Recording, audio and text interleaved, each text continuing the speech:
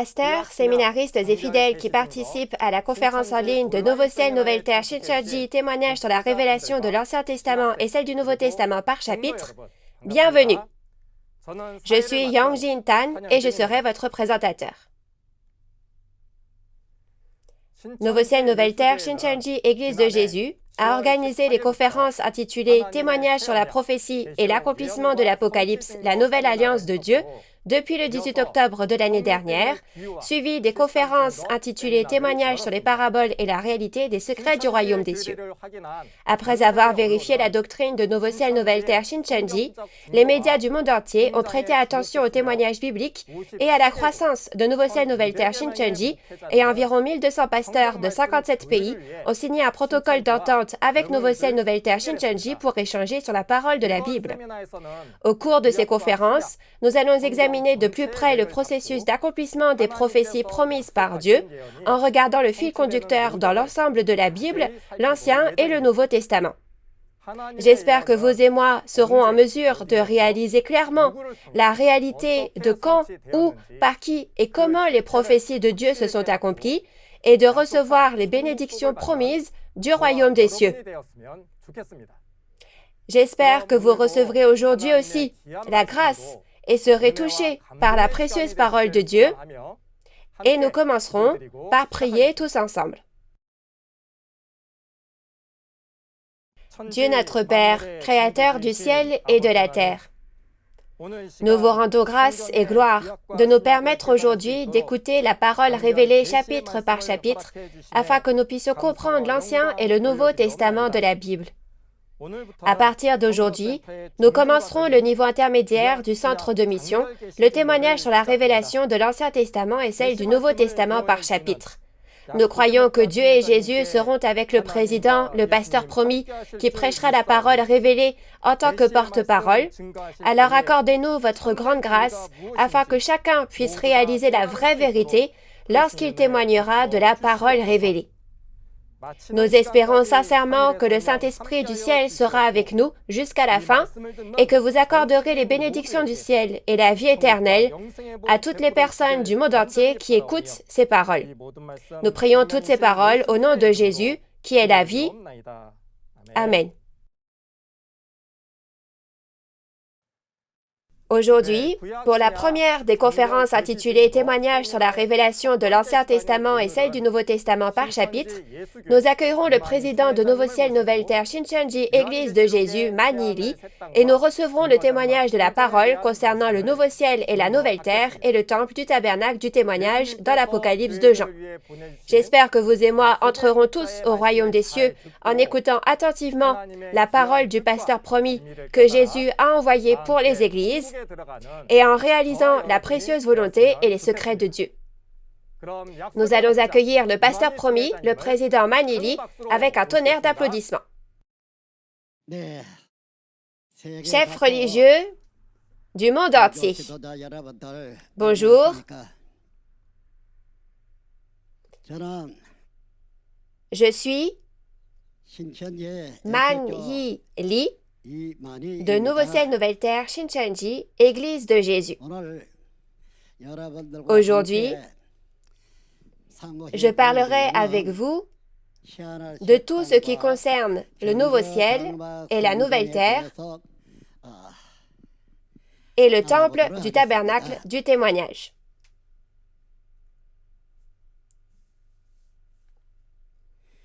Dieu est le Créateur qui a créé le ciel et la terre. Ce Dieu ne demeure pas sur cette terre, mais il est parti loin et se trouve au royaume du ciel. Pourquoi cela? Une telle chose s'est produite parce que l'homme n'a pas respecté son alliance avec Dieu. Alors, qui est en charge de ce monde que Dieu a quitté? Quel Dieu est aux commandes? L'adversaire de Dieu, le diable, trompeur, est aux commandes. Non seulement cela, mais la mort est entrée dans le monde des hommes. C'est une chose bien triste. C'est pourquoi Dieu travaille depuis 6000 ans afin de récupérer ce qui a été perdu et d'informer les hommes de ce qu'ils ne savent pas.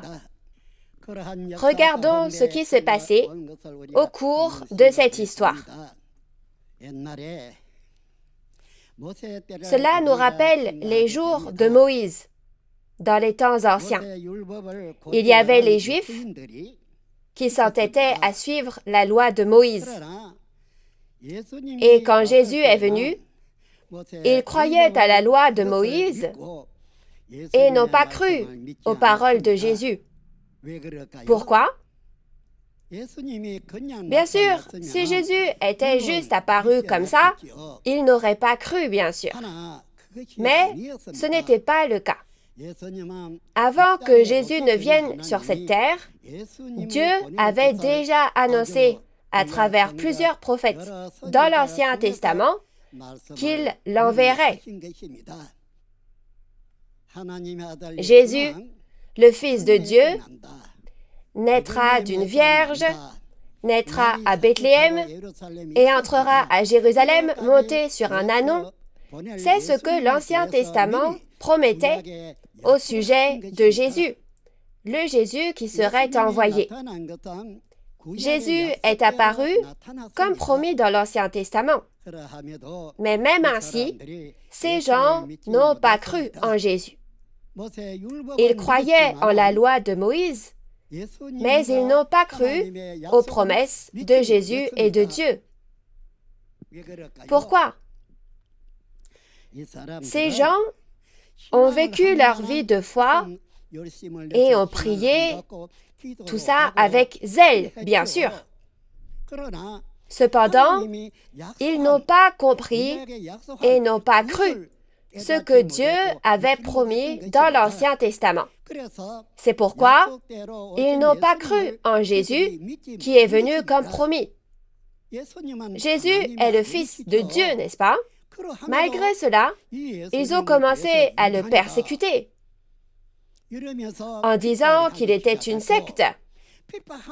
Qui étaient les persécuteurs? C'étaient les prêtres de Jérusalem, connus dans le monde comme étant ceux ayant la meilleure foi. La raison pour laquelle ces prêtres de Jérusalem n'ont pas reconnu Jésus et n'ont pas cru est qu'ils ne connaissaient pas les prophéties de Dieu dans l'Ancien Testament, ne réalisaient pas cela et n'ont donc pas cru en Jésus, parce qu'ils ne croyaient pas. C'est vraiment triste, n'est-ce pas? Jésus n'est pas un pécheur. Ce n'est pas une personne née d'une semence humaine. Comme nous l'avons lu dans Luc chapitre 1, la naissance de Jésus y est bien expliquée. L'ange Gabriel ne l'a-t-il pas bien expliqué? Il a bien expliqué qu'il était le Fils de Dieu. Mais ils ne l'ont pas cru. Ils l'ont persécuté et plus tard, ils l'ont même tué. N'est-ce pas vraiment triste? C'est un homme juste, né de la semence de Dieu, pas un pécheur. Il n'est pas né de la semence de l'homme. Mais les pécheurs ont tué l'innocent et le juste, Jésus. La raison était qu'ils ne connaissaient pas et ne croyaient pas la parole de Dieu promise dans l'Ancien Testament.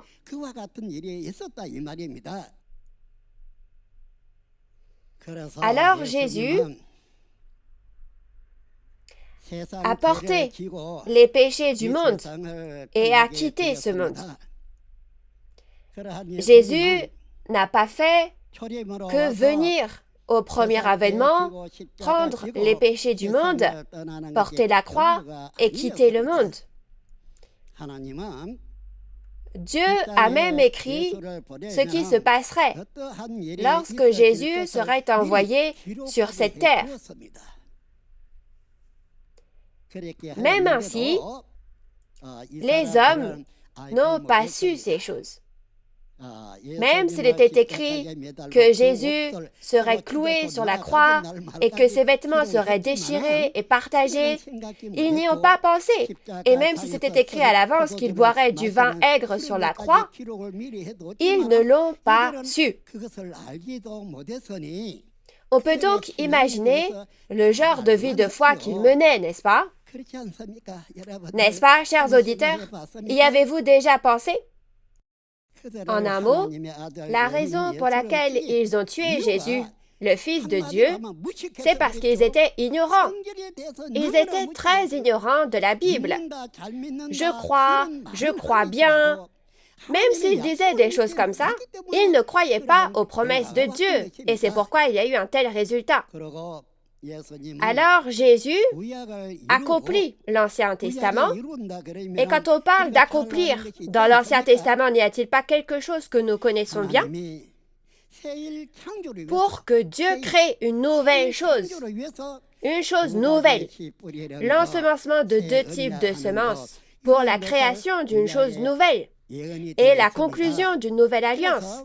Tout cela est prophétisé dans l'Ancien Testament. Alors Jésus a dit que tout était accompli, n'est-ce pas? Jésus a dit « tout est accompli » dans Jean 19:30. Alors parce que tout est accompli, n'est-ce pas pour cela qu'il dit « tout est accompli » ? Jésus a semé la semence de Dieu, selon la parole de Dieu. Puis il a porté la croix et il est mort, n'est-ce pas? C'est exact. Alors, est-ce tout de semer 2 types de semences? Dans Luc, chapitre 22, versets 14 à 20, il est dit qu'une nouvelle alliance est conclue. Donc, une nouvelle alliance a également été conclue. Donc, tout ce que Jésus avait à faire quand il est venu a été fait, n'est-ce pas? Tout a été fait. L'Ancien Testament a été accompli et tout ce que Jésus avait à faire a été accompli. Alors, Jésus, la nuit de la Pâque, vous connaissez tous la nuit de la Pâque, n'est-ce pas?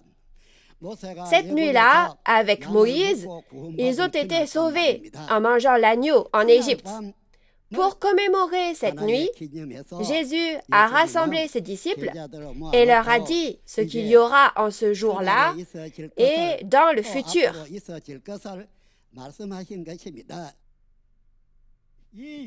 Et au cours de cette Pâque, on est sauvé en buvant le sang de l'agneau, n'est-ce pas? Il a dit qu'il ne mangerait pas cette Pâque jusqu'à ce qu'elle soit accomplie dans le royaume de son Père. Il a dit aussi avec le vin. Alors, qu'est-ce que ça veut dire? Maintenant, tout le monde dit qu'ils ont été sauvés en buvant le sang de Jésus. Ces gens doivent relire la Bible. Est-ce vraiment le cas? Jésus a été tué ce jour-là, le jour de la Pâque. Dans les temps anciens, à l'époque de Moïse, c'était un véritable agneau. Mais la raison pour laquelle Jésus a été appelé l'agneau était parce qu'il était le sang et la chair qui donnent le salut. Alors, il a dit qu'il était l'agneau pascal. Jésus a dit que le sang de Jésus, l'agneau pascal, serait bu lorsque la Pâque serait accomplie dans le royaume du Père. Dans ce cas, cela ne fait-il pas plus de 2000 ans qu'il a dit cela maintenant? Alors, il faut savoir ce qui s'accomplit dans le royaume du Père, n'est-ce pas?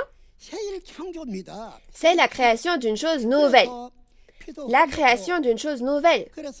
C'est pour ça que le sang a été versé, que la semence a été semée, et c'est ce que Jésus a fait. Peu importe à quel point les gens se vantent de bien faire les choses maintenant, la parole de Dieu ne change pas. Puis Jésus est mort, n'est-ce pas? Oui.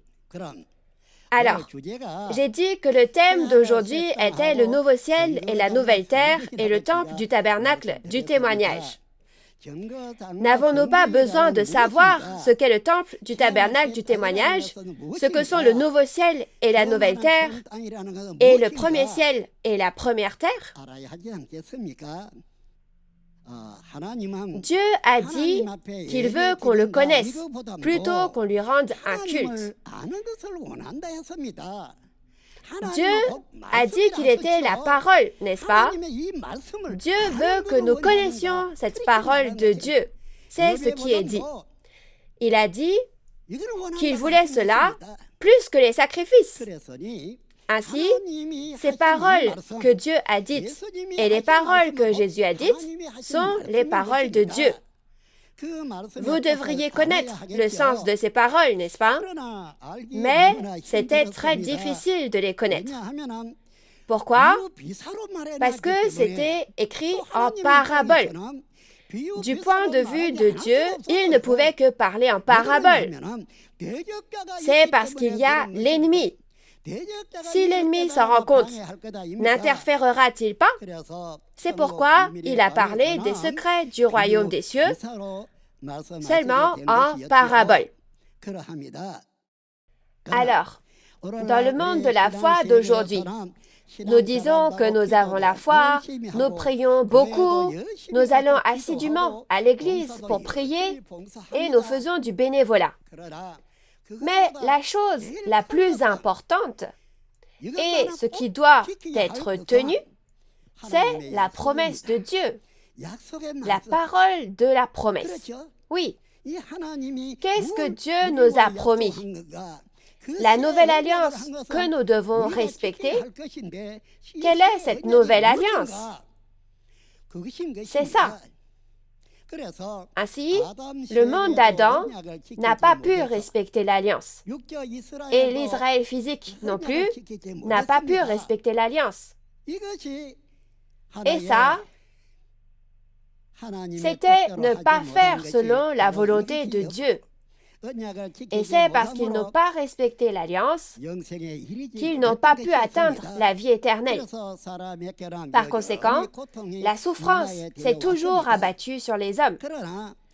Mais il y a quelque chose que nous devons savoir dans la Bible, c'est que l'Ancien Testament a déjà été accompli. Le Nouveau Testament ne s'était pas encore accompli, mais au temps du second avènement de Jésus et de l'établissement du royaume de Dieu le Père, Dieu le fait savoir maintenant aux hommes, n'est-ce pas? Pour nous le dire, est-ce que Dieu va le dire à chaque personne individuellement? Comment va-t-il le faire? C'est la question, n'est-ce pas? Et que veut-il nous dire? Qu'est-ce qu'il veut nous dire? C'est exact. Donc, cette nouvelle alliance est l'Apocalypse, ce qui signifie que si vous ajoutez ou retranchez, vous ne pourrez pas entrer au royaume des cieux. L'Apocalypse est l'un des 66 livres de Dieu et le dernier. Il ne fait que quelques pages. Cependant, même après 2000 ans, personne ne le comprend à ce jour. Pourquoi? Puisque ce livre est écrit en parabole, peu importe comment vous le regardez, vous ne savez pas ce que ça signifie. Cependant, ce que vous pouvez savoir sur ce livre, c'est que lorsqu'il sera accompli, les réalités de la parole de la promesse apparaîtront. Alors seulement nous pourrons dire, « Ah, c'est ce que ces paroles signifiaient. » Alors, quand la réalité de cette prophétie apparaîtra, vous verrez et connaîtrez même les visages et vous saurez tout. Ainsi, jusqu'à ce moment-là, c'était scellé de 7 sceaux et tenu fermement dans la main droite de Dieu, afin que personne ne puisse regarder. Mais maintenant, le temps est venu et Dieu a donné cela à son Fils Jésus. Maintenant qu'il a donné cela à son Fils Jésus, que va faire Jésus? Il faut accomplir toutes les choses qui sont écrites une par une, n'est-ce pas? Il les accomplit, oui. Quand elles s'accomplissent, tout le monde sur terre a-t-il vu ce qu'il a accompli? Ce n'est pas comme ça. En ce qui concerne l'accomplissement, il n'y a qu'une seule personne qui voit tout ce qui est accompli, et entend tout ce que Jésus dit. Une seule personne. C'est écrit dans Apocalypse 22, verset 8. Ensuite, cette personne est envoyée dans les églises pour rendre témoignage de ce qu'elle a vu et entendu.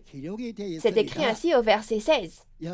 Chers auditeurs, pour parler du sujet d'aujourd'hui, j'ai parlé longuement.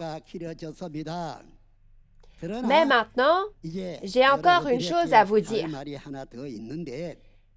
Les 12 chefs de tribu de Nouveau Ciel, Nouvelle Terre, Shincheonji ont expliqué les chapitres 1 à 22 de cet apocalypse au monde entier, aux gens de toutes les religions dans chaque pays.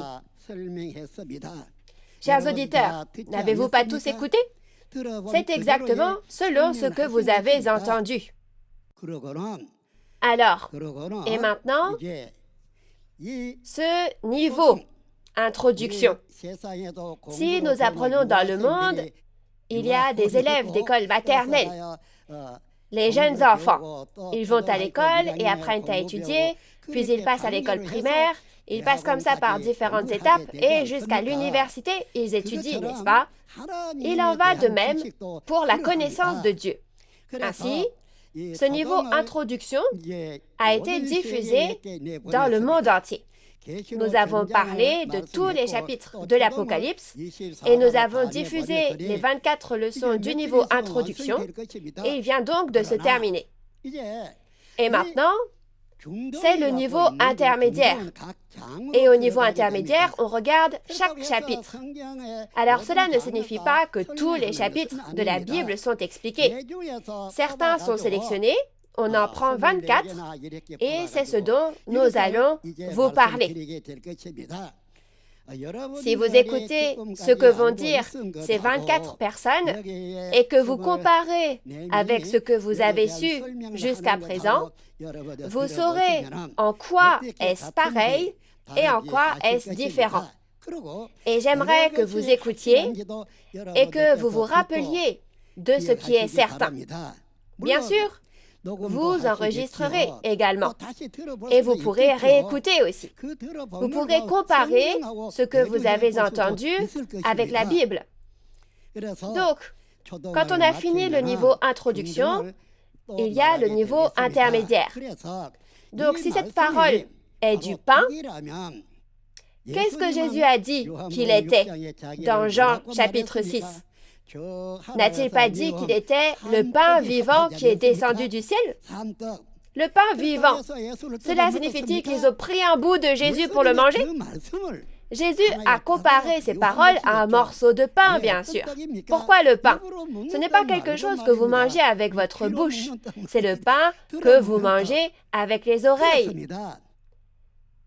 C'est le pain que l'on mange avec les oreilles. C'est exact.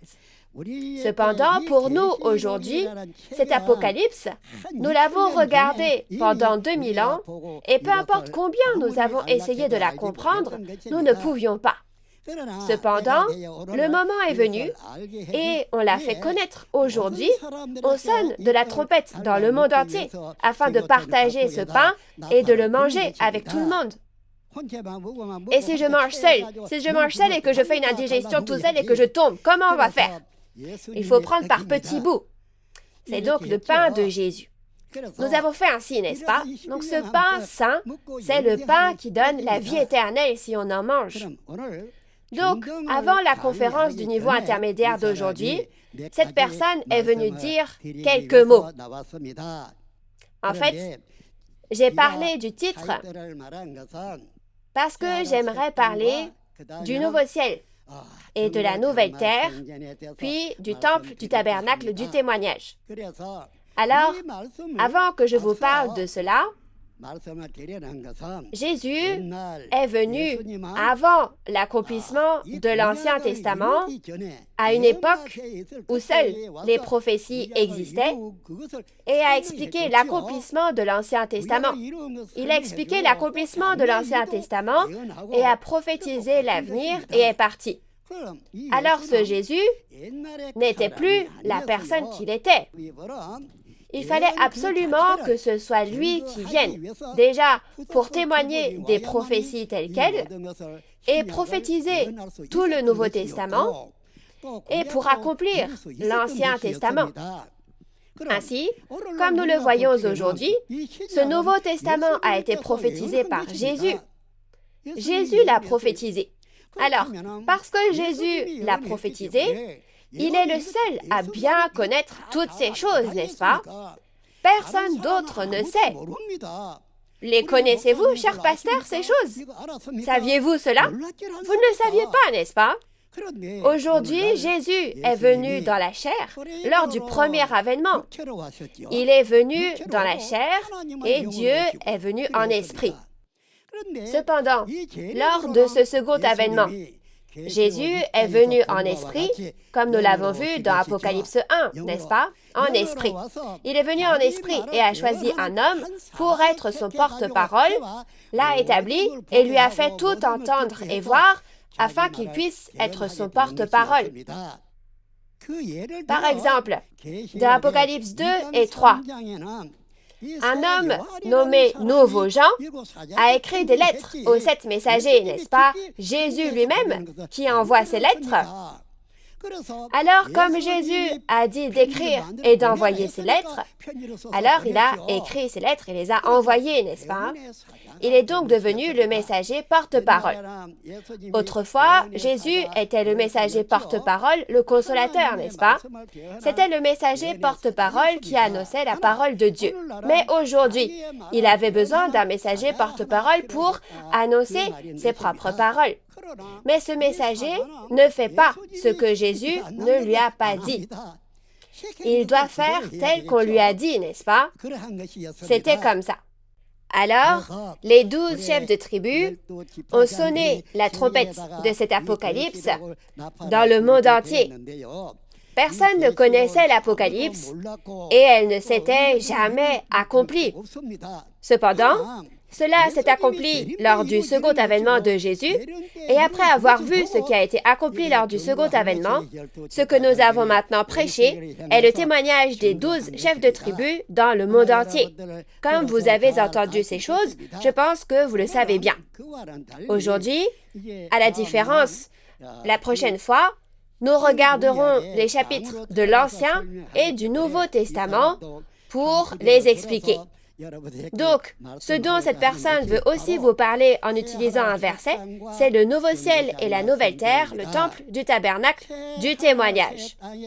L'expression nouveau ciel et nouvelle terre se trouve dans Apocalypse 21. Et l'expression temple du tabernacle du témoignage se trouve dans Apocalypse 15. C'est exact. Cependant, vous avez peut-être vu la prophétie écrite, mais vous n'avez pas vu toute sa réalité, n'est-ce pas? Vous n'avez vu que l'expression « temple du tabernacle du témoignage » dans ce livre de la Bible, mais vous n'avez pas vu ni touché le vrai bâtiment, n'est-ce pas? C'est exact. Le nouveau ciel et la nouvelle terre non plus, vous n'avez vu que ce qui est écrit dans la Bible, oui, mais les choses réelles, vous ne les avez pas vues, n'est-ce pas? Chers auditeurs, si vous écoutez attentivement le témoignage et que vous réalisez, vous pourrez peut-être voir ces choses. Je ne dis pas que vous ne pouvez pas les voir, vous pourrez les voir. En ce temps-là, quand vous les verrez, vous vous souviendrez de ce que cette personne a dit. C'est exact. Depuis l'époque d'Adam jusqu'à nos jours, environ 6000 ans se sont écoulés. Mais nous ne connaissions pas ces choses dans Apocalypse 21. Il y avait aussi Moïse dans les temps anciens. Et Moïse a vu ces choses dans le ciel et les a faites sur la terre. Mais maintenant, ce n'est ni la ville dans le ciel, ni la ville qui existait du temps de Moïse.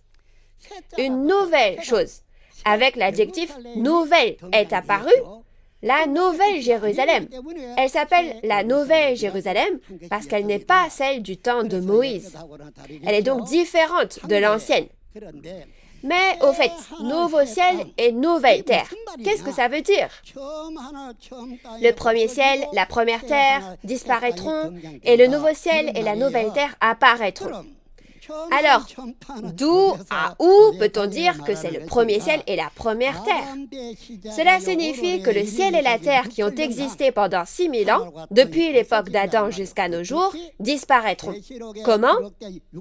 Ils disparaîtront comme écrit dans Apocalypse 6. Cela signifie que cela disparaîtra et qu'un nouveau ciel et une nouvelle terre seront créés. C'est tellement énorme que c'est difficile à croire, n'est-ce pas? Bien sûr, c'est difficile à croire. Cependant, cette promesse de Dieu ne change jamais. Mais de quoi parle ce nouveau ciel et cette nouvelle terre, le premier ciel et la première terre, et quelle est leur réalité? Les avez-vous vus? Je les ai vus. C'est comme ça. Ce sera différent comme ça. C'est pourquoi le premier ciel et la première terre qui ont existé depuis la création du monde jusqu'à maintenant disparaîtront. Alors, il y aura un nouveau ciel et une nouvelle terre, et il y a une parole qui dit que c'est comme au temps de Noé. Mais le monde d'Adam n'a-t-il pas disparu au temps de Noé? Et seule la famille de Noé a survécu. Si vous y réfléchissez un peu, vous comprendrez. En ce temps de l'accomplissement de l'Apocalypse, Jésus, qui a été tué à l'époque, viendra et accomplira la promesse de cet Apocalypse qu'il a faite. Cependant, en regardant ici, au chapitre 21, il est dit que le premier ciel et la première terre disparaîtront et qu'un nouveau ciel et une nouvelle terre apparaîtront.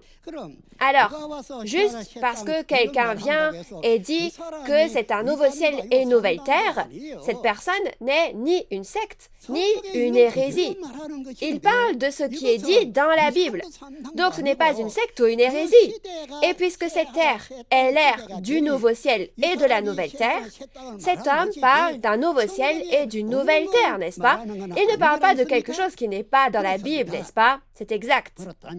Dans ce cas, est-ce ancien ou nouveau? C'est nouveau. Les choses anciennes ont déjà disparu, le premier ciel et la première terre, et le nouveau ciel et la nouvelle terre sont apparus. Si tel est le cas, alors ce sont le nouveau ciel et la nouvelle terre qui apparaissent lorsque l'Apocalypse s'accomplit, n'est-ce pas? Ce ne sont plus les choses d'avant, n'est-ce pas? C'est la question. Et une autre chose est que cette ère est une nouvelle ère, n'est-ce pas? Et il y a l'expression « temple du tabernacle du témoignage ». C'est dans Apocalypse 15. Alors, quand sera construit ce temple du tabernacle du témoignage? Dans Apocalypse 12, il y a les vainqueurs dans Apocalypse 12, comme il a été dit de vaincre dans Apocalypse 2 et 3. Où ces vainqueurs se sont-ils rassemblés? Ils se sont rassemblés au bord de la mer de verre devant le trône de Dieu. Où ça? Le trône de Dieu. Nous avons vu le trône de Dieu dans Apocalypse 4. Mais lorsqu'on regarde cela, Dieu a dit que ce trône de Dieu viendrait sur cette terre. S'il vient, où vient-il et quand vient-il? C'est après qu'apparaissent ceux qui ont vaincu, et ensuite le trône de Dieu donc vient dans ce lieu, n'est-ce pas? C'est pourquoi les vainqueurs du chapitre 12 se sont rassemblés à la mer de verre devant le trône de Dieu au chapitre 15. Alors, ce que Dieu dit, c'est que toutes les nations du monde viennent à cet endroit pour adorer. Parce que Dieu est esprit, on ne peut pas le voir, n'est-ce pas? C'est pourquoi, même si le royaume spirituel de Dieu est venu, comme ce royaume est le monde spirituel, il ne se voit pas à l'œil nu. Cependant, lorsque vous lisez cette parole, elle montre exactement quand et où Dieu est venu. Mais il est dit que toutes les nations du monde entier viendront ici pour adorer. Alors devrions-nous dire « Ah, c'est un mensonge, je n'y crois pas » ? Non, n'est-ce pas? C'est la vérité, puisqu'on ne peut pas le voir, donc on ne sait pas. Mais les vainqueurs qui ont combattu seront certainement visibles, n'est-ce pas? Qui a combattu contre qui dans les chapitres 2 et 3? Avec quoi a-t-on vaincu? C'est écrit. Ils ont vaincu avec le sang de Jésus et la parole de témoignage. Ils se sont rassemblés devant le trône de Dieu. Donc, puisque c'est le lieu où toutes les nations viennent adorer, alors toutes les nations viennent adorer parce que Dieu s'y trouve, n'est-ce pas? Chers auditeurs, vous devez attentivement écouter cette parole.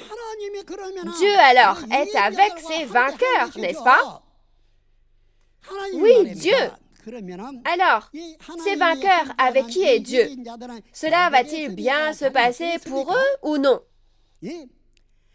L'endroit où ces personnes se trouvent, cet endroit grandira, n'est-ce pas? Il va grandir rapidement, n'est-ce pas? Tout se passera bien, non? Ça se passe bien. Cet endroit grandit vite. Des journalistes du monde entier m'ont interrogé à ce sujet. Ils m'ont demandé que je leur enseigne le secret de cette croissance rapide. Ah, vraiment? Que dois-je dire? Chers auditeurs, pour le dire simplement, tout se passe bien parce que Dieu est avec nous. C'est tout ce que je peux vous dire. Mais même si j'explique en détail comment des journalistes qui ne croient pas pourront-ils l'admettre? Cependant, en réalité, ce que nous voyons, c'est que ces vainqueurs se sont rassemblés devant le trône de Dieu et toutes les nations viennent ici, où se trouve Dieu, pour adorer. Alors, ne devrait-on pas connaître cette Bible? Parce qu'on ne connaît pas, on commence à dire d'autres choses. Et si on connaissait, on ne poserait même pas la question et on se contenterait de ce qu'on sait. Donc, la croissance rapide, qu'il s'agisse d'une croissance rapide ou non, nous devons nous demander si Dieu est avec nous ou non. Alors, Dieu était avec Jésus dans le passé. Jésus a-t-il dit la vérité ou la fausse vérité? N'ont-ils pas dit que Jésus était une secte? En ce temps-là, n'ont-ils pas tué Jésus en disant que c'était une secte? Mais était-ce vraiment une secte? Mais pourquoi n'est-il pas considéré comme une secte aujourd'hui, Jésus? N'est-ce pas? Qu'est-ce que ces gens qui considéraient Jésus comme une secte ont fait quand beaucoup de personnes se sont mises à suivre Jésus? Dans Matthieu 23, il est dit que ces pasteurs eux-mêmes ne sont pas allés au royaume des cieux et qu'en plus ils ont bloqué le chemin vers le royaume des cieux et ont empêché d'entrer ceux qui le voulaient. Autrefois, il y a 2000 ans, c'est ce qui s'est passé. N'est-ce pas le cas aujourd'hui aussi? Ces gens qui retiennent et persécutent sont le groupe de Satan, n'est-ce pas? Les pasteurs de Satan, n'est-ce pas? N'est-ce pas vrai? Mais quand beaucoup de personnes se rassemblent, c'est parce qu'il y a quelque chose d'exceptionnel qu'ils se rassemblent, n'est-ce pas? Soit ils ont su que Dieu est ici, soit qu'il y a la vérité ici, donc ils viennent. Si ce n'était pas le cas, pourquoi seraient-ils venus? De plus, puisqu'il n'y a pas de vérité dans leur église, ils doivent trouver l'endroit où est la vérité, n'est-ce pas? Ah, j'ai faim, donnez-moi à manger. Parce qu'il n'y a pas de nourriture ni de lait sain spirituel dans leur église, ils viennent à l'endroit avec beaucoup de lait, n'est-ce pas? Pourquoi est-ce mauvais? L'endroit que vous cherchez n'est pas un mauvais endroit, mais le fait qu'il n'y a pas la vérité dans votre église, n'est-ce pas ça qui est mauvais? Pourquoi n'y a-t-il pas de vérité? C'est parce qu'il n'y a pas Dieu, n'est-ce pas? Parce qu'il n'y a pas Dieu. Il n'y a pas la parole de Dieu. Parce qu'ils ont faim, alors ils viennent à l'endroit où il y a de la nourriture. Regardez les bêtes dans la montagne. Elles vont toutes chercher leur nourriture, que ce soit les bêtes dans les eaux de ce monde, les bêtes de cette terre ou les oiseaux du ciel. Ils vont tous chercher leur nourriture. Vous devriez déplorer le manque de nourriture et le manque de vérité dans votre église. Est-ce vraiment nécessaire de maudire les personnes qui cherchent leur nourriture pour pouvoir manger et vivre? Alors, qu'est-ce qu'une croissance rapide? C'est être avec Dieu, n'est-ce pas? Être avec Dieu. Et puisque Dieu est avec nous, alors la parole de vérité est là, n'est-ce pas? Alors, sachant cela, ils affluent ici pour manger la parole de vérité, le lait saint spirituel, n'est-ce pas? Si vous voulez venir, venez tous, même jusqu'au pasteur, n'est-ce pas? Sans la parole, que peut-on enseigner? De plus, parce qu'il n'y a pas la parole, ils s'enfuient. Que peut-on y faire? Même si on les retient, ils vont partir, n'est-ce pas? Réfléchissez-y. Nous devons connaître ces principes. Maudire sans raison ouvertement en disant secte, hérésie. Quel genre de secte a une si bonne parole, n'est-ce pas? Lorsqu'ils ont vu Jésus, ils ont dit secte, hérésie. Mais est-ce que la parole de Jésus est une hérésie? C'était vraiment la nourriture de la vie éternelle, n'est-ce pas? C'est vrai. Et c'est pareil aujourd'hui. Il y a la nourriture de la vie éternelle. Alors les personnes se rassemblent pour la manger. Mais les personnes qui maudissent et persécutent ceux qui y vont, n'est-ce pas mal de faire cela?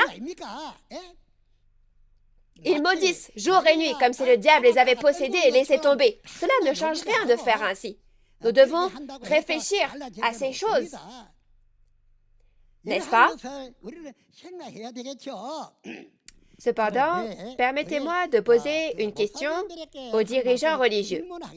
Chers dirigeants religieux, comment faites-vous la différence entre les fils de Dieu qui sont nés de la semence de Dieu et les fils du diable qui sont nés de la semence du diable? Dirigeants religieux, s'il vous plaît, donnez-moi une réponse. Alors, ne pas savoir si c'est les fils du diable ou les fils de Dieu. Il ne faut pas faire ainsi, n'est-ce pas? Il faut appeler les fils de Dieu et les fils du diable, fils du diable.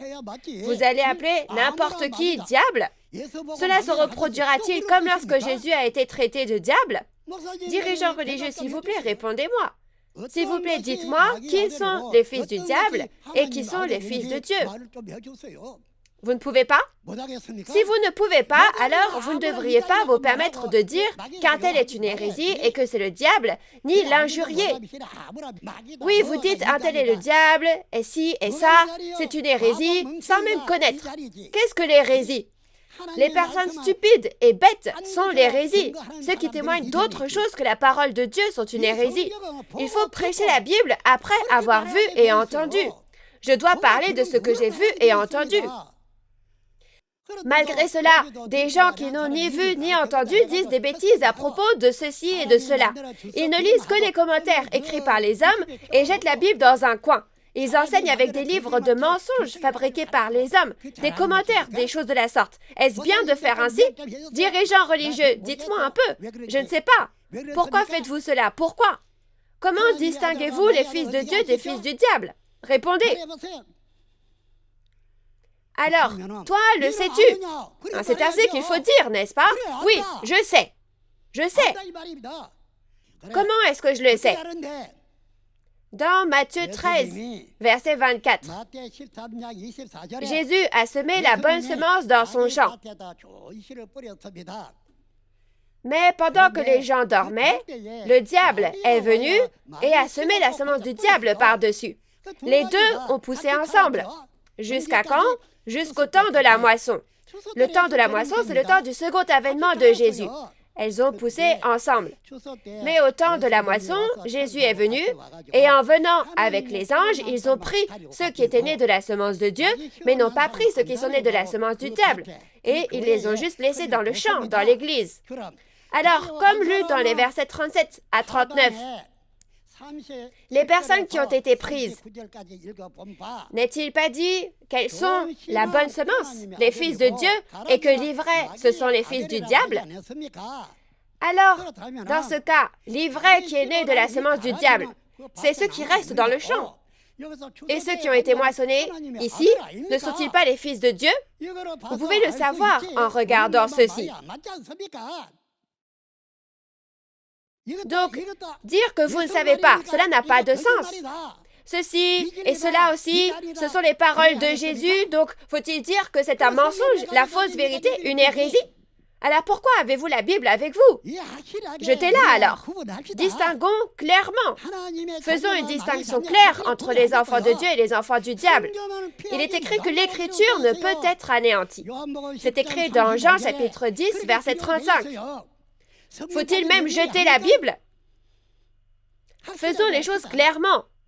Ne dites pas de n'importe qui que c'est une hérésie ou quoi que ce soit d'autre. Ne faisons pas ainsi. Comment faire si vous-même, étant une hérésie, vous traitez les autres d'hérésie? Sans savoir discerner l'Orient de l'Occident, le Nord du Sud, ne dites pas que quelqu'un est une hérésie. Le démon va rigoler.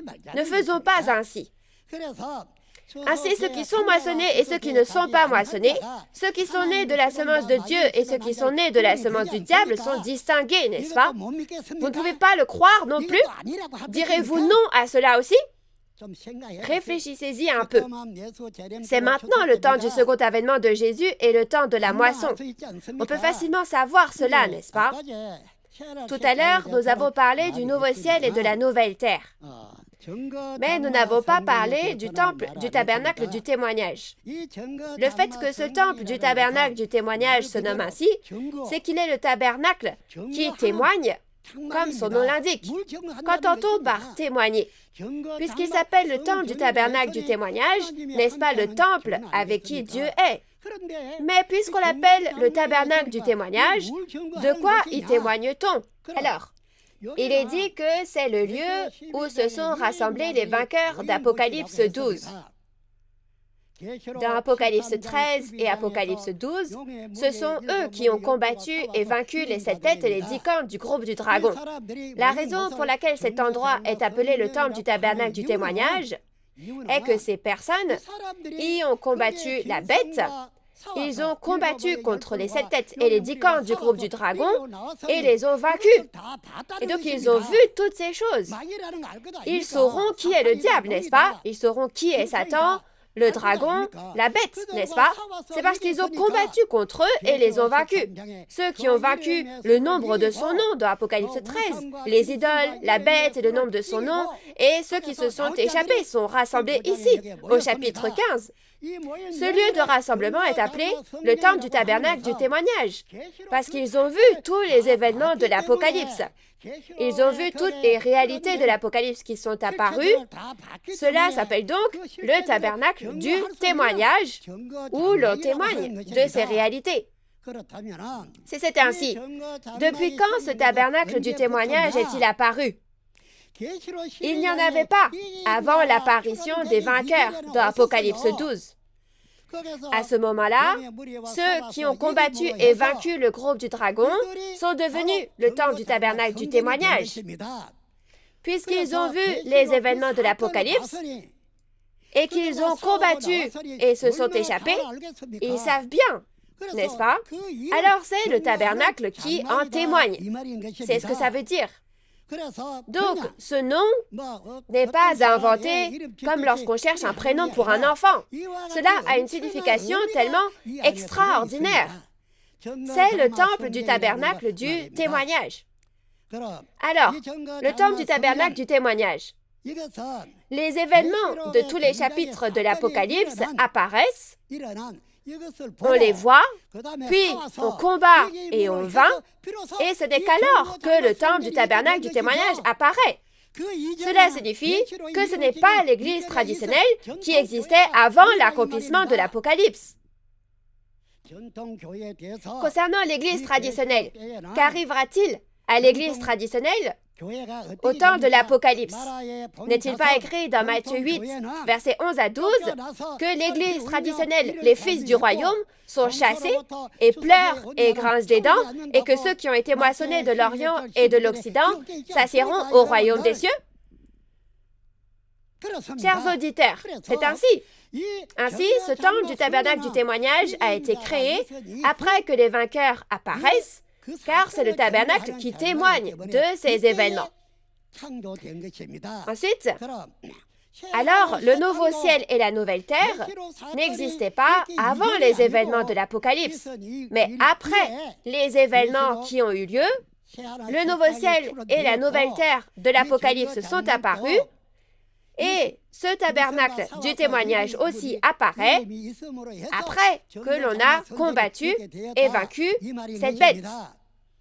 Dans ce cas, voici ce que nous devons savoir. Dans cette seule apocalypse, il n'y a pas seulement le nouveau ciel et la nouvelle terre, ni seulement le temple du tabernacle du témoignage où sont rassemblés les vainqueurs. Mais toutes les prophéties accomplies d'Apocalypse 1 à 22, la réalité apparue, toutes ces choses peuvent y être vues. Lorsque ces choses s'accomplissent, il faut le savoir, n'est-ce pas? Même si tout l'Ancien Testament était accompli, les Juifs n'ont pas cru et ils ont même tué Jésus. Mais ce qui a été accompli est accompli, n'est-ce pas? Puis, après, cela fait 2000 ans que Jésus, maintenant, a donné cette prophétie. Mais aujourd'hui, la réalité de ces choses étant apparue, ne parlons-nous pas alors de ce qui a été accompli? C'est la chose que nous devons savoir. C'est pourquoi nous avons enseigné le niveau introduction et que maintenant nous faisons le niveau intermédiaire aussi et nous avons aussi fait l'Apocalypse. Alors, que devraient faire les hommes? C'est ce que cette personne dit toujours. Qui suis-je dans cette Bible? Ai-je vraiment été créé selon cette Bible? Nous en parlons souvent. Ai-je été créé selon la Bible? Ce temps de l'Apocalypse est le temps de la recréation. Lorsque l'Apocalypse est accompli, c'est le moment où les anciennes choses prennent fin et où l'on crée à nouveau. C'est le temps où le cœur, l'esprit et le cœur d'une personne, tout est créé à nouveau. C'est pourquoi je dis que c'est le temps de la recréation. La recréation. Ainsi, au temps de la recréation, les pasteurs et les membres d'église de l'ère passée, ces personnes ne sont pas sauvées telles qu'elles sont. Il n'y a pas même une seule personne qui peut être sauvée. Ils ne peuvent pas être sauvés parce qu'ils ont ajouté et retranché à cet apocalypse. Cette parole n'est pas la parole de cette personne, n'est-ce pas? C'est la parole de Jésus. Si on ajoute ou retranche, on ne peut pas aller au royaume des cieux. Ainsi, afin de ne pas ajouter ni retrancher, ne devrait-on pas écouter, vérifier et croire toutes ces choses données par celui qui a vu les prophéties et les réalités de tous les chapitres de l'Apocalypse? C'est ainsi. Il faut le vérifier et le croire. Si l'on ne sait pas, ne devrait-on pas demander à quelqu'un qui connaît en se rendant où? Au temple du tabernacle du témoignage. Cette personne a tout vu. Ne devrait-on pas y aller, demander, vérifier et croire? De cette façon, Dieu a déjà tout prévu. Et il y a celui qui a vu tous les chapitres, du chapitre 1 à 22 de l'Apocalypse. Si on demande là-bas alors, on saura, n'est-ce pas? Cependant, il ne faut pas tomber dans ses propres pensées et souffrir. Mais il faut écouter la personne qui connaît. Donc, une ère se termine et une nouvelle ère est créée, c'est le nouveau ciel et la nouvelle terre. Après la disparition du premier ciel et de la première terre, il y a un nouveau ciel et une nouvelle terre. N'est-ce pas écrit dans Apocalypse 21 que la ville sainte, la nouvelle Jérusalem du ciel viendra et que Dieu viendra et sera avec nous? Cet endroit, c'est le temple du tabernacle du témoignage, n'est-ce pas? Dieu n'est-il pas ici? Et le vainqueur n'est-il pas ici? C'est ainsi. Donc, le témoignage sur l'accomplissement de l'Apocalypse, sur ce qui s'est accompli, doit venir de ceux qui ont vaincu dans Apocalypse 15. Et il faut venir l'écouter au temple du tabernacle du témoignage, n'est-ce pas? Cela devrait être ainsi. Ce n'est qu'alors que l'on devient un vrai croyant et une personne qui a réalisé. Donc, si les dirigeants religieux apprennent cette parole et la font connaître à leurs membres, ces derniers danseront tant ils aimeront ça. Olshigu, Talshigu. Oh, ce que c'est bon, que c'est beau. Ils danseront tellement c'est bon. Jusqu'à présent, cette parole n'a jamais été enseignée par personne au monde. Ainsi, le sang de Jésus est contenu dans cette parole. Et la vie de Jésus est contenue dans cette parole. Si on reçoit et mange cette parole, on peut boire le sang de Jésus et recevoir et manger la vie. Et on peut même atteindre la vie éternelle. Cette chose-là, réfléchissons-y. Nous devrions faire ainsi, n'est-ce pas? Cette personne a témoigné du niveau introduction et maintenant elle va témoigner du niveau intermédiaire. Ce niveau intermédiaire aussi sera bien fait. Si l'on a mal témoigné de quelque chose, notez-le et posez la question en demandant ça et ça, ce n'est pas ça, pourquoi dites-vous ainsi? Faites ainsi. Toutes ces personnes ont écrit le Nouveau Testament dans leur cœur et même l'Apocalypse. Elles sont donc devenues des Bibles qui marchent. Ce sont des personnes qui ne croient qu'en la parole. Elles ne font pas semblant de croire, mais elles ont cette parole gravée dans leur cœur, comme si on avait à poser un sceau. Écoutez attentivement et allons tous au royaume de Dieu et vivons ensemble. Vraiment, chers auditeurs, je vous fais confiance. Merci beaucoup. Je vais abréger faute de temps, mais il y a quelque chose que nous devons faire, n'est-ce pas? Nous sommes un en Dieu et en Jésus, n'est-ce pas? Nous allons le clamer tous ensemble. We are one. Nous sommes un. Oui, merci. Remercions encore une fois le Président pour nous avoir donné cette précieuse parole avec des applaudissements. Il nous a dit que l'Apocalypse que Jésus a promise s'est accomplie aujourd'hui et que nous pouvons reconnaître la réalité du nouveau ciel et de la nouvelle terre et du temple du tabernacle du témoignage que lorsque nous connaissons et réalisons leur signification. J'espère qu'à travers cette conférence qui se tiendra à l'avenir, vous réaliserez avec certitude qui suis-je dans la Bible et que tout le monde pourra atteindre l'espoir du royaume des cieux et de la vie éternelle. Nous allons remercier Dieu en priant. Dieu notre Père qui est saint, le Très-Haut, nous vous remercions et vous rendons grâce de nous avoir donné la parole révélée par l'intermédiaire du Président, le pasteur promis, afin que nous puissions réaliser la réalité du nouveau ciel et de la nouvelle terre et du temple du tabernacle du témoignage de l'Apocalypse de Jean. Si l'on est un croyant qui croit en les prophéties et la réalité de l'Ancien Testament, aujourd'hui, nous devons croire aussi en les prophéties du Nouveau Testament et leurs réalités qui nous sont témoignées. Aidez tous les esprits qui entendent ces paroles à réaliser les prophéties et la réalité de l'Ancien et du Nouveau Testament et à tous devenir le peuple du royaume des cieux. Désormais, par l'intermédiaire des instructeurs du centre de mission, accordez la grâce afin que tous les peuples du monde puissent être scellés dans leur esprit et dans leur cœur lorsqu'ils recevront le témoignage de la révélation de l'Ancien Testament et celle du Nouveau Testament par chapitre, et qu'ils puissent réaliser et avoir la véritable foi. Guidez-nous afin que nous puissions tous devenir un dans la vérité de Dieu et recevoir ensemble les bénédictions du royaume des cieux. Et nous avons prié tout cela dans le saint nom de Jésus. Amen. Regardons ensemble la bande-annonce de la leçon intermédiaire numéro 1. Dieu est celui qui prophétise et accomplit à tout prix.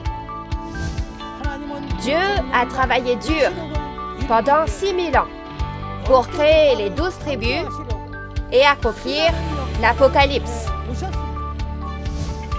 Par conséquent, aujourd'hui, je souhaite que tous nous réalisions les prophéties écrites dans le Nouveau Testament, que nous y croyions et les gardions lorsqu'elles s'accomplissent, et que vous deveniez ceux qui atteignent leur espoir. Les conférences en ligne de Nouveau Ciel, Nouvelle Terre Shincheonji sont diffusées simultanément dans 24 langues à travers le monde. En plus de ce que vous avez entendu aujourd'hui, si vous avez d'autres questions ou demandes de renseignements sur Nouveau Ciel, Nouvelle Terre Shincheonji, Église de Jésus et ses doctrines, veuillez contacter le numéro représentatif de chaque tribu indiqué à l'écran. Nous vous guiderons en détail et avec amabilité. Alors, nous allons maintenant clôturer cette conférence en ligne de Nouveau Ciel, Nouvelle Terre Shincheonji en faisant la prière que le Seigneur nous a enseignée. Je vais prier. Notre Père qui es aux cieux, que ton nom soit sanctifié, que ton règne vienne, que ta volonté soit faite sur la terre comme au ciel. Donne-nous aujourd'hui notre pain de ce jour. Pardonne-nous nos offenses, comme nous pardonnons aussi à ceux qui nous ont offensés.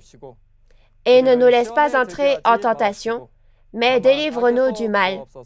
Car c'est à toi qu'appartiennent le règne, la puissance et la gloire au siècle des siècles.